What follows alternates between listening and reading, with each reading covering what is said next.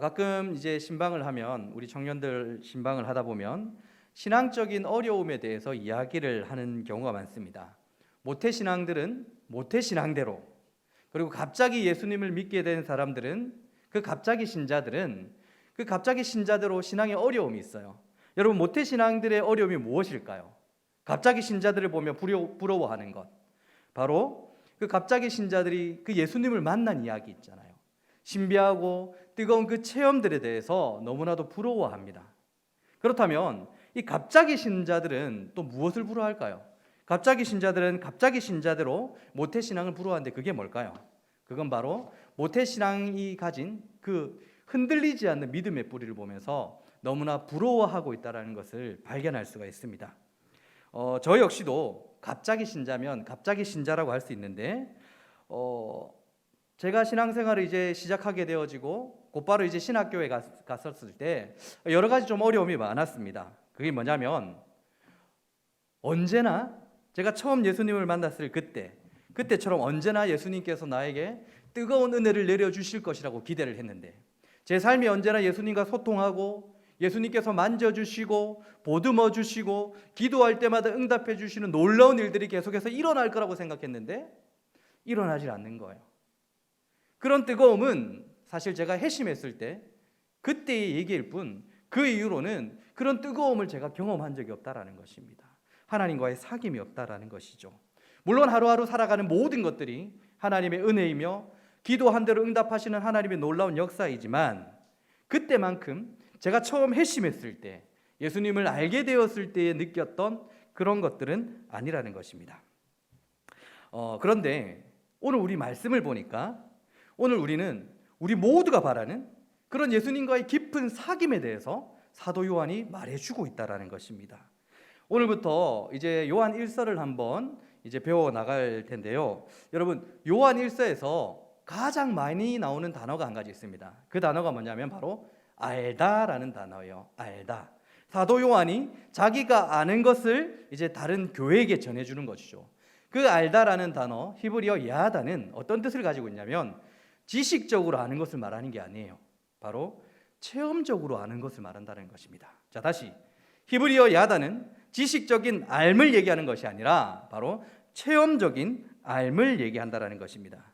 그러므로 지금 사도 요한이 전하는 이 요한일서는 자기의 머릿속에 있는 그 예수님이 아니라 자기가 직접 경험한, 자기가 직접 교제하고 있는 예수님에 대해서 생생하게 체험되고 있는 예수님의 은혜에 대해서 지금 교회에 대하여 전하고 있는 글이라는 거예요.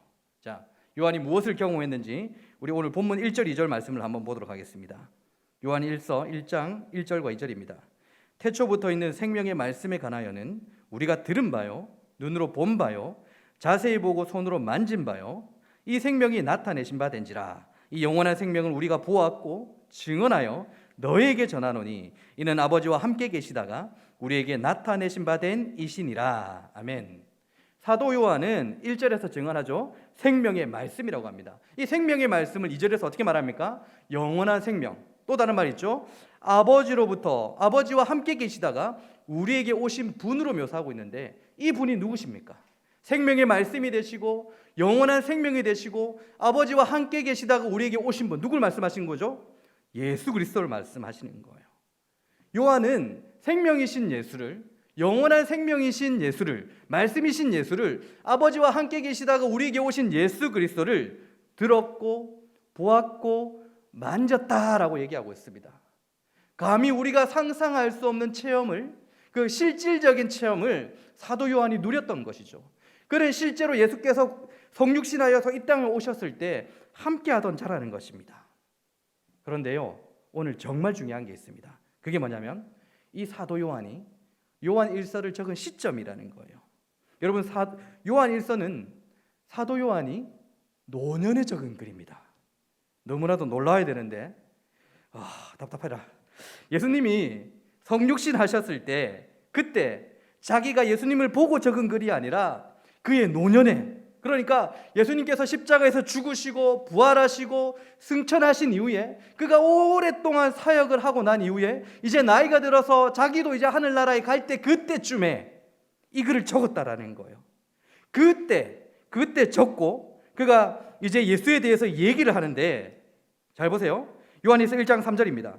우리가 보고 들은 바를 너희에게 전함은 너희로 우리와 사귐이 있게 하려 하니 우리의 사귐은 아버지와 그의 아들 예수 그리스도와 더불어 누림이라. 사도 요한은 너희와 우리의 사귐을 통해서, 이게 무슨 말이냐면 내가 전하는 이 복음을 통해서 예수를 알게 될 텐데, 이를 통해서 뭘 알게 되냐면 바로 내가 예수 그리스도를 깊게 교제하며 사귀었던 것처럼 내가 듣고 보았고 만졌던 그 은혜를 지금 너희도 더불어 누릴 수 있다라고 지금 말을 하고 있는 거예요. 사도 요한은 요한 1서를 통해서, 이 복음을 통해서 하늘에 계셔서 하나님 우편에 계신 예수 그리스도지만 그분께서 지금도 우리와 교제하고 계시고 지금도 깊은 사귐 가운데 있다라는 것을 우리에게 전하면서 우리가 그것을 누려야 한다, 내가 전하는 이 복음의 메시지를 통해서 이것을 누릴 수 있다라고 우리에게 전하고 있는 것입니다. 시간과 공간을 뛰어넘는 우리 주님의 은혜를 누릴 수 있는 우리 샬롬이 되기를 간절히 축원합니다. 예수님께서 주시는 깊은 은혜를 경험하신 분들이 우리 중에도 많죠. 아마 대다수의 예수님의 그 깊은 은혜를 경험한 지체들은 저하고 비슷한 동일한 생각을 가지고 있을 거라 생각이 되어집니다. 우리의 삶이 어렵고 기운이 없고 절망만 좀 있고 답답한 상황 같은 것은 우리 삶에 놓여진 문제가 해결되어지지 않았기 때문이 아니라 바로 예수님과 깊은 사귐이 없기 때문이라는 사실을 여러분 인정을 하실 것입니다. 우리 예수님과의 실제적인 사귐이 없기에, 우리가 예수님을 실제적으로 은혜를 누리지 않기 때문에 우리는 답답하고 어려운 마음을 가지고 있는 거예요. 우리는 예수님이 멀게만 느껴져서 지금 어려운 겁니다. 예수님의 제자들은 수많은 어려움 속에서도 기쁨을 잃지 않았다는 것을 여러분 너무나도 잘 아시죠. 오히려 그들은 어려운 상황 가운데서도 교회를 걱정했습니다. 자기의 삶을 걱정하는 것이 아니라 교회를 걱정했어요. 자신들은 곧 죽을 수도 있는 그러한 위기 가운데서도, 자신이 죽을 수 있는 그 위기 가운데서도 나를 살려달라고 기도하는 것이 아니라 교회를 중보하고 기도하고 이를 권면하는 서신서를 썼기 때문입니다. 여러분, 그런 위대한 신앙을 보였던 그 사람들의 그 힘의 원천이 무엇이었을까요? 바로 그들은 예수께서 하늘에 계시지만 아직도 시공간을 뛰어넘는 예수님의 실질적인 교제, 그 사귐을 누리고 있었기 때문에 그들은 그런 힘을 보여줄 수 있었다라는 것입니다. 오히려 그들은 죽음을 영광으로 받아들이기까지도 했다라는 것이죠. 사실 오늘 우리에게 가장 필요한 것이 바로 이 은혜가 아닐까라는 생각이 되어집니다. 우리가 코로나 때문에 이제는 1년이 넘어가죠. 여행도 제대로 하지 못하고 좋아하는 사람들도 마음대로 만나지 못하고 명절이 되었는데 5인 이상 모이지 말라고 하고, 더군다나 우리 신앙생활에서 가장 치명적인 것, 예배당에 오는 것마저도 마음대로 되지 않는, 쉽지 않은 이 현실 때문에 영적인 우울증에 걸린 것만 같은 사람들이 너무나 많다라는 것입니다. 지금 여러분 모두 다 이 영적인 우울증 하면 이게 무슨 말인가 할 건데, 얼마 전에 제가 문 목사님하고 신방했잖아요. 그러니까 영적인 우울증, 니들 얘기예요. 니들 얘기. 내 얘기가 아니라, 다른 사람 얘기가 아니라 니들 얘기라는 거예요. 아시겠죠? 그래서 오늘은 이 영적인 우울증, 우리 삶에 답답한 이 모든 부분들이 예수님과의 실제적인 사귐이 없기 때문에 일어나는 일들이라는 그 전제하에서 오늘 말씀을 통해서 다시 한번 깊게 예수님을 만나고 깊게 예수님과 교제하여서 뜨거운 신앙생활을 회복할 수 있기를 간절히 소망합니다. 그렇다면 우리가 어떻게 하면 예수님의 이 실제적인 은혜, 그 사귐을 누릴 수 있을까요? 우리가 예수님과의 깊은 교제 가운데 들어가기 위해서 필요한 첫 번째, 너무나도 당연한 이야기인데 빛 가운데 행해야 된다는 것입니다. 왜냐하면 예수님은 빛이시고 어둠이 전혀 없기 때문이죠. 1장 7절입니다. 그가 빛 가운데 계신 것 같이 우리도 빛 가운데 행하면 우리가 서로 사귐이 있고 그 아들 예수의 피가 우리를 모든 죄에서 깨끗하게 하실 것이요. 아멘. 사도 요한이 우리에게 말하기를 우리가 빛 가운데 행하면 사귐을 누릴 수 있다라고 지금 말씀하고 있는 것이죠. 여러분, 성경에서 말하는 빛 여러 가지 의미로 사용되어지고 있지만 가장 대표적인 빛이라는 의미, 가장 대표적인 의미가 무엇일까요? 바로 하나님의 속성인 거룩을 말하는 것입니다. 그러므로 내가 빛 가운데 행한다라는 것은 내가 거룩 가운데 있는 것이고 거룩을 삶으로 표현하는 것입니다. 왜냐하면 하나님은 거룩하시기에 거룩하지 않는 그것에는 함께 계실 수가 없는 거예요. 예수님은 빛이시며 어둠이 조금 더 없으신 분이시기에 우리가 거룩하지 못할 때는 예수님과 교제할 수 없게 되는 것입니다. 그러므로 내가 지금 예수님과의 그 사귐, 이 깊은 교제 가운데 있지 않다, 내가 뜨거운 관계 속에 있지 않다라는 것은 내가 거룩하지 않다라는 거예요. 내가 어둠 가운데 있다라는 것입니다. 자, 이를 갈라디아에서는 육체의 일이라고 표현하고 있습니다. 5장입니다. 갈라디아서. 육체의 일은 분명하니 곧 음행과 더러운 것과 호색과 우상 숭배와 주술과 원수 맺는 것과 분쟁과 시기와 분냉과 당 짓는 것과 분열함과 이단과 투기와 술 취함과 방탕함과 또 그와 같은 것이라. 육체의 일들을 지금 말하고 있는 것이죠. 여러분, 육체의 일, 음란함에 빠져 있는데, 음란함에 빠져 있는데, 내가 음란한데 지금 우리 주님과 깊은 교제 가운데 있다라고 말하는 것은 예수님을, 하나님을 거짓말하는 이로 만드는 것이라고 말씀하고 있어요. 그러니까 음란하게 빠져 있는데 예수님과는 절대로 깊게 교제하지 못한다라는 거예요. 그 은혜를 누리지 못한다라는 것입니다. 지금 더러운 것들, 이 더러운 것들 헬라어 아카파르시아는 부도덕한 것들을 말하는데, 이게 뭐냐면 멸시하는 거예요. 우리 지체들 가운데 나보다 좀 못하다고 생각하고 멀리하는 걸 말해요. 성경은 그것을 더러운 일이라고 말하고 있는데, 그 더러운 일을 하고 있을 때 우리 주님과 깊은 교제 가운데 들어가는 것, 그거 상상하지 말라는 거예요. 그거 안 된다라는 것입니다. 또 뭐가 있죠? 호색과 우상 숭배와 주술, 뭐 다 아는 것이고, 원수 맺는 것과 분쟁과 시기와 분쟁과 당 짓는 것, 분열하는 것, 이 모든 것도 안 된대요. 이단과 투기, 여러분 투기는 땅 투기 말하는 거 아닙니다. 질투, 시기심을 말하는 거예요. 그리고 여러분 딱 걸렸는데 술 취함과 방탕함이라고 하죠. 우리가 말하기를 뭐 술 취하지 말라고 했지, 술 마시지 말라고 했어? 방탕함의 원어를 뜻을 보면 술 마시는 것, 유흥입니다. 그러니까 우리가 술을 입에 대고 있는데 우리 주님과 깊은 교제 가운데 들어갈 수 있다? 이거 말도 안 된다는 거예요. 내가 지금 술 마시고 있는데 내가 우리 주님과 깊은 교제 가운데 들어가고 있다? 이것은 하나님을 거짓말하는 이로 만드는 행위라는 것입니다. 그러니까 우리가 하나님을 몰라도 너무 모르는 거예요.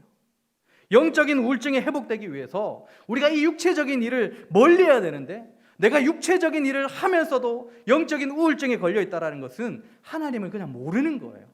호세아가 하나님의 백성들이 하나님을 아는 지식이 없어서 망했다라고 했죠. 지금 혹시 우리 가운데 이러한 일이 일어나는 것은 아닐까요? 그렇다면 우리가 어떻게 하면 이 육체의 일이 아니라 거룩한 가운데 있을 수 있을까요? 오늘 말씀은 아이러니하게도 이 예수님과 실제적인 사귐을 누릴 수 있는 이 거룩한 삶에 대해서 우리가 무엇을 해야 되는 것이 아니라 무엇을 하지 말아야 된다라고 얘기하고 있다는 것입니다. 6절입니다. 본문 6절.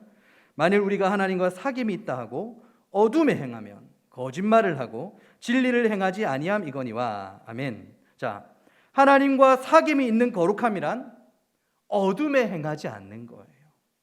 그걸 말하고 있는 겁니다. 중세 유럽 시대의 가장 큰 재앙 중이라고 불렸던, 큰 재앙 중이었던 그 재앙 중에 하나였던 흑사병, 여러분 페스트 아시죠? 1347년부터 1351년 약 3년간 엄청난 많은 2천만 명이 넘는 사람의 그 희생자를 내었다라고 알고 있었어요. 그런데 이 원인을 알 수 없었잖아요. 원인을 알 수 없었던 종교인들이 어떻게 생각했냐면 인간의 죄에 대한, 인간들이 어둠에 있기 때문에 신의 징벌이라고 생각하고 있었다라는 것입니다.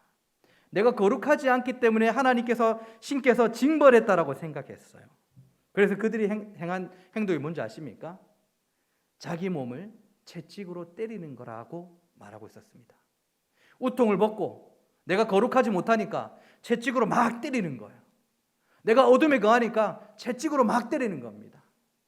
심지어 이 흑사병 때문에 죽을 병에 걸린 사람들이 있는데 죽음 직전에 이제 그 채찍 들 힘도 없으니까 찾아온 의사에게 저 채찍으로 나 좀 때려달라고 그렇게 부탁까지 했다라고 얘기한 것입니다.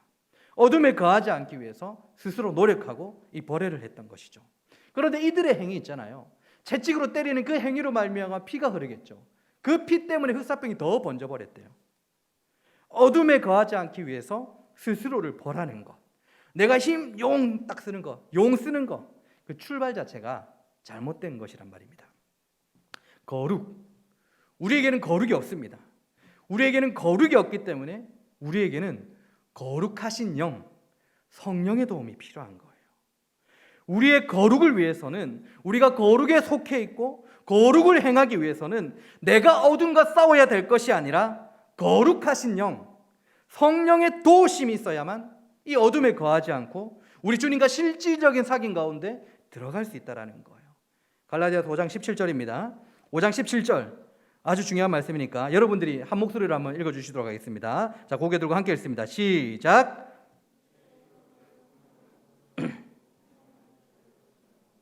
이 둘이 서로 대적함으로 너희가 원하는 것을 하지 못하게 하려 함이라. 아멘. 자, 우리 내면에는 육체의 소욕이 있고 성령이 있는데 이게 서로 대적, 전쟁을 하고 있다라고 말하고 있습니다. 육체의 소욕과 내 생각이, 육체의 소욕과 내 양심이 싸우는 것이 아니라 성령이 싸워야 된다라고 지금 말씀하고 있는 것이죠. 그러므로 우리가 거룩해지기 위해서는 거룩하신 영, 성령을 의지하면서 육체의 일을 하지 않는 거예요. 그게 거룩인 것입니다. 기도하려고 자리에 앉았는데 자꾸 딴 생각을 하게 될 때 우리가 성령의 도우심을 구하는 거예요. 하나님의 은혜를 구하기 위해서 기도하려고 앉았는데 지금 내 상황이 생각나는 겁니다. 내 내면에 감추어진 아픔들이 이 안에서 질 올라오는 거예요. 그래서 한참 동안 내가 그 생각에 빠져 있다 보면 그냥 넋두리 하는 거잖아요. 그죠? 그럼 기도가 안 돼요. 더 이상 기도하지 않고 에이씨 하고 자리 일어서서 가버린 것입니다. 잠자리에 들기 전에 내일 새벽에 일찍 일어나서 내가 하나님께 열심히 기도해야지, 그 다짐을 하고 일어났어요. 새벽 기도 왔습니다. 한참을 눈을 감고 있었는데 그 기도의 시간에, 우리 주님과의 그 깊은 교제의 시간에 지금 나의 형편, 깜깜한 미래, 답답함에 빠져서 기도하는 것이 아니라 넋두리 하고 있는 거예요. 그 문제를 어떻게 해결할까 내가 생각하고 있는 거예요. 눈 감고. 그게 중세시대에 자신의 몸을 채찍으로 때렸던 사람들과 다를 바가 아무것도 없는 것이죠. 그러다가 이제 바뀌는 겁니다. 내가 우리 주님과 교제하기 위해서 이 자리에 앉았는데 우리 주님은 빛이시며 어둠이 조금도 없으신데 지금 내가 내 형편이라는 어둠, 깜깜한 미래라는 이 어둠, 이 답답함의 어둠 가운데 있어서 주님이 나와 함께 할 수 없구나. 그리고 이렇게 기도하는 거예요. 성령님, 주님과 교제할 수 있도록, 이 부정적인 생각에서 벗어날 수 있도록 이 생각을 물리쳐 주세요. 이 어둠을 물리쳐 주세요. 내가 성령님을 의지합니다. 온전히 성령님을 의지하여서 우리 주님과 사귐할 수 있는 그 기도로 들어갈 수 있도록 도와주세요. 이렇게 기도하면 예전과 전혀 다른 기도가 되는 거예요. 뒤에서 차 출발한다고 종소리가 울려도 귀에 들리지도 않아요. 기도하고 싶고 더 하고 싶어요. 더 깊은 기도 속으로 들어가고 싶은 것입니다.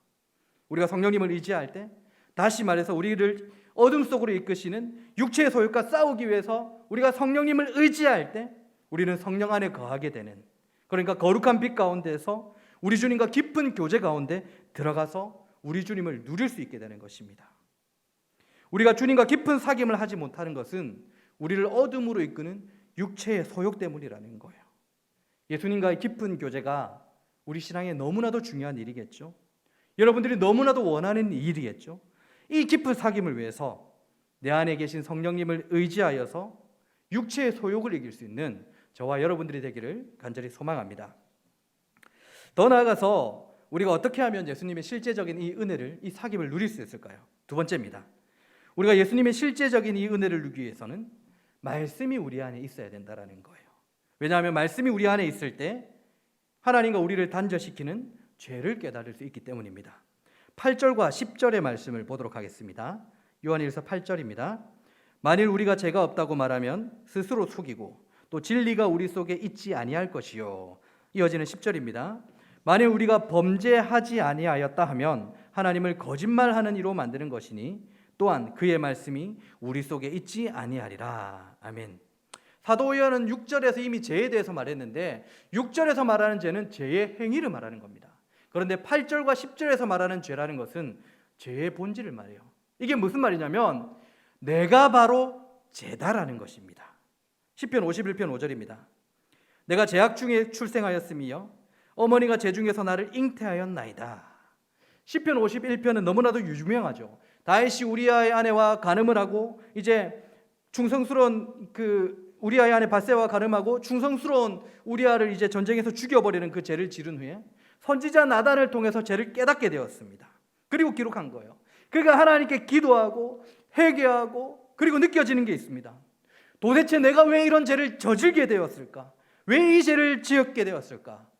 오라, 내 본성이 부패했고 내 안에 악함이 가득 차구나. 다윗은 죄 중에서 잉태되어 태어난 사실, 자신이 바로 죄라는 사실을 깨닫게 된 거예요. 우리 김용희 선교사님 잘 아실 건데 그분께서 자주 하시는 표현이 있죠. 죄에 쩔려 있는 상태, 죄 장아찌 상태라는 것입니다. 그런데 그가 회개하고 난 뒤에 어떤 반응을 보이는지 봅시다. 시편 51편 13절. 주의 구원이 즐거움을 내게 회복시켜 주시고 자원하는 심령을 주사 나를 붙드소서. 그리하면 내가 범죄자에게 주의 도를 가르치리니 죄인들이 주께 돌아오리이다. 다윗은 죄인들이 주님께로 돌아오는 것은 무엇 때문이라고 말씀하고 있죠? 주의 도, 바로 말씀을 통해서 죄된 행위뿐만 아니라 자기가 죄라는 사실을 깨닫고 하나님 앞에 자백하고 회개할 수 있는 것입니다. 그러므로 말씀이 진리가 우리 안에 있을 때, 우리 안에서 정확하게 말하면 작동하게 되어질 때, 나는 죄인이 아니다, 나는 범죄하지 않았다, 이런 이야기 듣기 싫다, 이런 말을 할 수 없는 거예요. 여러분, 죄를 통해서 하나님과 단절이 되는 것입니다. 누차 말씀드리지만 하나님은 빛이시고 어둠이 조금 더 없으시기 때문에 죄가 있는 그 어둠이 있는 곳에 함께 하실 수가 없는 거예요. 죄 때문에 하나님과의 그 교제가 끊어진 것입니다. 그런데 주의 도가, 하나님의 말씀이 우리 안에서 작동하게 되어질 때 어떤 일이 일어난다고요? 죄를 깨닫게 된다고요. 내가 죄라는 사실을 깨닫게 되고 회개하게 되는 것이죠. 죄는 하나님과 단절시키는 것이지만 말씀은 죄를 깨닫게 하는 것입니다. 9절입니다. 만일 우리가 우리 죄를 자백하면 그는 미쁘시고 의로사 우리 죄를 사하시며 우리를 모든 불의에서 깨끗하게 하실 것이요. 아멘. 하나님의 말씀이 우리 안에서 작동하게 되면 우리는 우리의 죄를 회개하게 되고 용서받아서 그로 인해서 단절되어진 하나님과의 관계가 회복되는 것, 다시 우리가 깊은 교제 가운데, 그 사귐 가운데 들어갈 수 있다라고 얘기하는 것입니다. 그 말씀이 우리 안에서 작동하게 될 때 우리는 우리 주님과 깊은 교제를 나눌 수 있다는 뜻이에요. 우리는 유튜브를 통해서 그리고 여러 가지 설교 채널을 통해서 많은 설교자들의 설교를 들을 수 있는 시대를 살아갑니다. 그런데 물이 가장 많다라고 말하는 홍수 있는 상태에서 홍수 때에 마실 물이 없다라고 하죠. 그런 말씀을 빗대면서 말씀의 홍수의 시대를 살아가는데 들을 말씀이 없다라는 소리를 한 번씩 듣게 됩니다. 이런 말을 들을 때 저도 죄책감에 빠져요. 나는 과연 지금 제대로 하고 있는가? 제가 여러분들에게 전하는 이 하나님의 말씀이 여러분의 삶에서 작동이 되어서 죄를 회개하고 하나님과의 사귐 가운데 들어가기 위해서 노력하게 만드는 그런 힘이 되는가? 이런 심각한 고민을 하는 거예요. 그래서 이제 준비하는 말씀을 제가 먼저 살아보려고 노력하는 것입니다. 설교자 본인이 먼저 이 말씀을 살아보내고 그래서 확신해서 전하는 것이 정말 중요하기 때문이죠. 말씀이 우리 안에 있을 때 죄를 깨닫게 되고 능력으로 나타나는 거예요. 말씀이 우리 안에 있을 때 죄를 깨닫게 되어 하나님과의 관계, 그 예수 그리스도와의 놀라운 교제 가운데 들어가서 우리 삶에서 능력이 되어 주는 것입니다. 예를 들어 볼까요? 가끔 우리 이런 말을 듣죠. 우리 주님께서 이런 마음을 주셨습니다. 그래서 가다가 옷을 벗어 주었습니다. 까칠한 사람들은 의심합니다. 주님께서 주신 마음이라고? 어떻게 주시는데? 짠하고 나타나시나? 신비주의 아니야? 이런 생각을 하시죠, 그렇죠? 그런데 여러분, 주님께서 그 말씀을 주셨다라고 했을 때 그들이 그 주신 마음으로 하는 행동에 대해서 여러분 한번 보십시오. 그게 다 선한 일이에요. 악한 일이 아니에요. 선한 일, 우리가 할 수 없는 일들을 하는 것을 보게 되어집니다. 그래서 저도 깨닫게 되었어요. 저분들이 정말 하나님의 말씀을 연구하고 그 말씀을 붙들고 기도하다 보니까 그 말씀이 그 안에서 작동되어서 저런 일들이 일어나는가? 이런 생각을 하게 되었습니다. 왜냐하면 말씀을 가까이 하지 않는 사람들이 우리 주님이 이런 마음을 주셨습니다라고 하는 경우를 제가 본 적이 없기 때문이에요.